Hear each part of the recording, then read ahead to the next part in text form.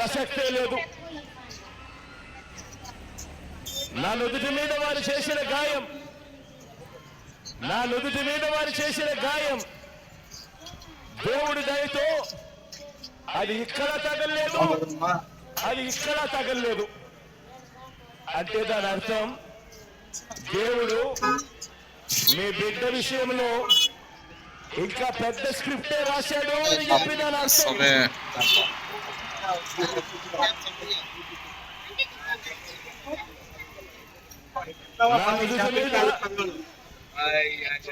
వారు చేసిన గాయం బహుశా 10 రోజుల్లో తగ్గిపోతుందేమో, కానీ పేదల ప్రయోజనాలకు చంద్రబాబు చేసిన గాయాలు, ఆయన పాలనలో ఆయన చేసిన గాయాలు, ఆ రైతులకైతేనేమి, ఆ చెల్లెమ్మలకైతేనేమి, ఆ నిరుద్యోగులకైతేనేమి, ఆ సామాజిక వర్గాలకైతేనేమి, ఆ చంద్రబాబు మోసాలతో అతలాకుతలమైన ఆ పేదల బ్రతుకులు, చంద్రబాబు చేసిన మోసాలను, చంద్రబాబు చేసిన గాయాలను ఆ పేదలు ఎన్నడూ కూడా మర్చిపోయే ప్రసక్తే ఉండదు అని సందర్భంగా చెప్తా ఉన్నారు.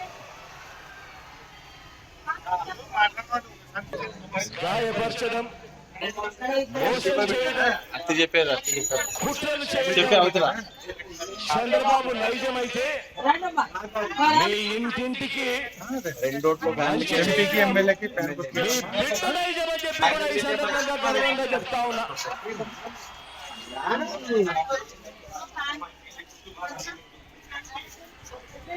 ఈ కూటమి నాయకుడు, ఈ కూటమి నాయకుడు ఈ చంద్రబాబు గారి 30 ఏళ్ల ఫిలాసఫీ ఒకసారి చూడండి. 30 సంవత్సరాల చంద్రబాబు ఫిలాసఫీ గమనించండి. పేద ప్రజలకు ఏ మంచి ఇవ్వద్దు అని, పేద ప్రజలకు ఏ మంచి చేయొద్దు అన్నది చంద్రబాబు ఫిలాసఫీ కాదు. ఇప్పుడు చంద్రబాబు ఇవ్వద్దు, చంద్రబాబు వాదించాడు. గుర్తు తెచ్చుకుంటే బాబు ఎలాంటి వాడు అందరికీ కూడా అర్థమవుతుంది. ఆయన నైజం. రైతులకు ఉచిత విద్యుత్ ఇవ్వద్దు అన్నది ఎవరన్నా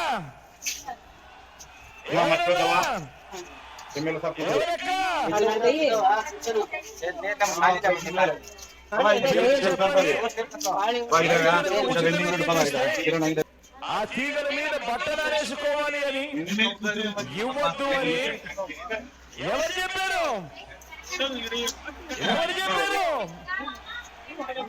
ఈ బాబు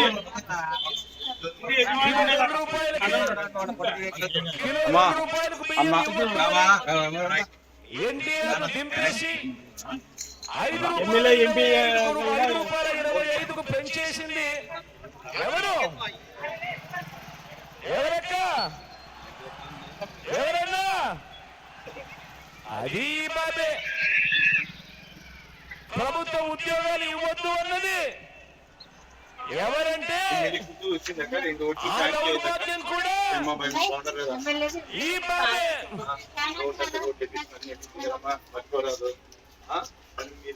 గవర్నమెంట్ బడిలో ఇంగ్లీష్ మీడియం వద్దు అన్నది, గవర్నమెంట్ బడులలో ఇంగ్లీష్ మీడియం వద్దు అన్నది,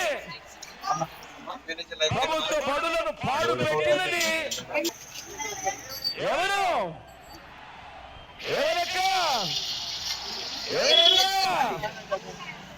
అది కూడా ఈ బాబే.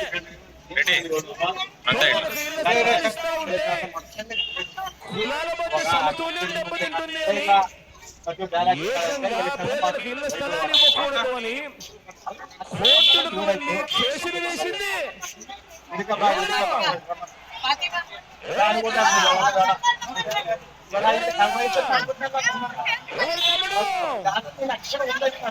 అది కూడా ఈ బాబే.